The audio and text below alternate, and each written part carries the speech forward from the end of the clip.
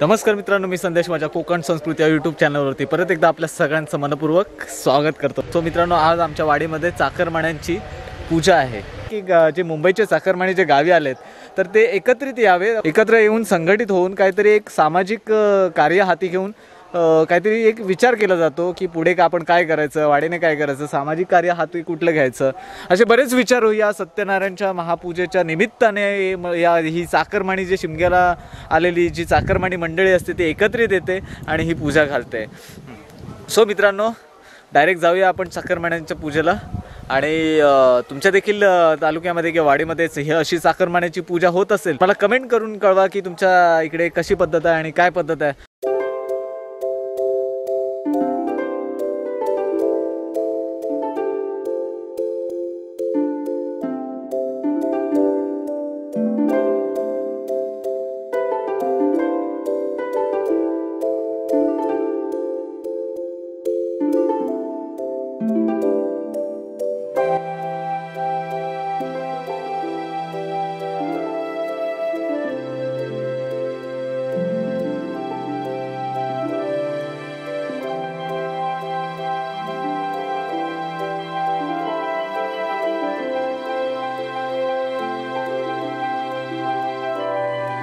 सदा वसंतं हृदयार्मिते भवं भवामि चैतन्यमि सत्यनारायणदेवताभ्यो नमः। कर्पूरार्तिकदीप्तं समर्पयामि सुखकरता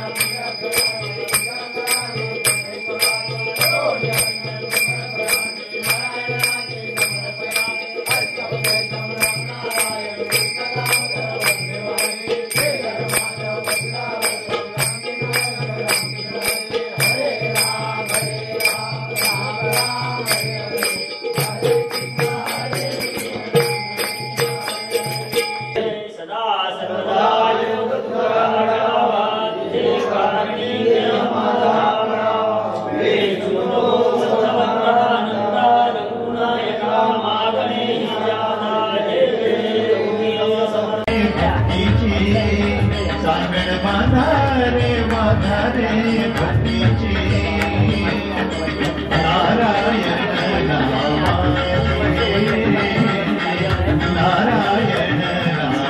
सो मित्रांनो, पूजा तर झाली आहे, सत्यनारायण पूजा झाली आहे, पण या सत्यनारायणाचा महाप्रसाद एक केला जातो एका ठिकाणी. जवळजवळ 900 लोक या ठिकाणी जेवणार आहेत. तर 900 लोकांची जेवणाची व्यवस्था कदाचित 1000 लोकांपर्यंत देखील जातील.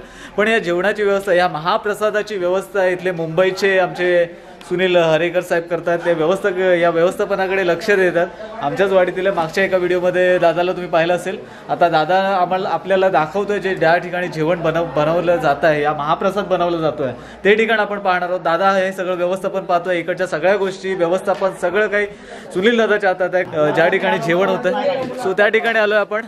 एवढे सगळी मंडळी जेवणाच्यासाठी लागलेली आहेत आणि भरपूर असा खमंग आवाज सुटला आहे. ॲक्च्युली महाप्रसाद म्हणता येईल, पण आजकाल वेगवेगळे पदार्थ देखील महाप्रसादात वाढले जातात.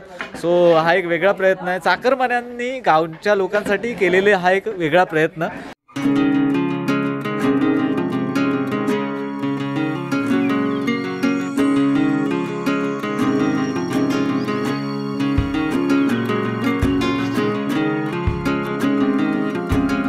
नमस्कार, मी विजय बामणे. मी आज दत्त गुरु कॅटरिंग 15 वर्ष सलग काम करतो आहे. त्यातून मला चांगला रिस्पॉन्स भेटतो आहे आणि आनंदही वाटतो आहे. लोकांकडून मला प्रतिसाद पण चांगला भेटला आहे. या लग्नाची ऑर्डर घेतो, कार्यक्रमाची ऑर्डर घेतो, यातून मला चांगला प्रतिसाद भेटतो.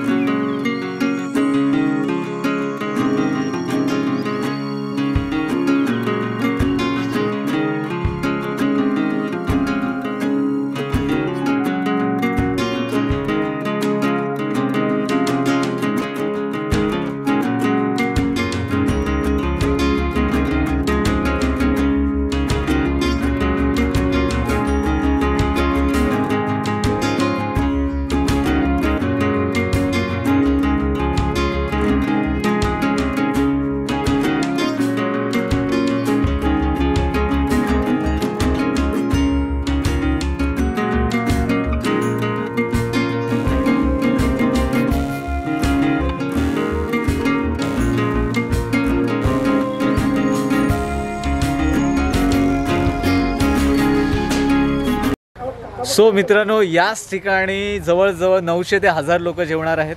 खरंच एक मोठी महापूजा इकडे आयोजित केली आहे. चाकरमानीची महापूजा आयोजित केली आहे आणि याच ठिकाणी सगळ्या आजूबाजूच्या गावातली लोक येऊन महाप्रसादाचा लाभ घेणार आहेत. खरंच एक मोठं व्यवस्थापन म्हणता येईल या गावच्या ठिकाणी.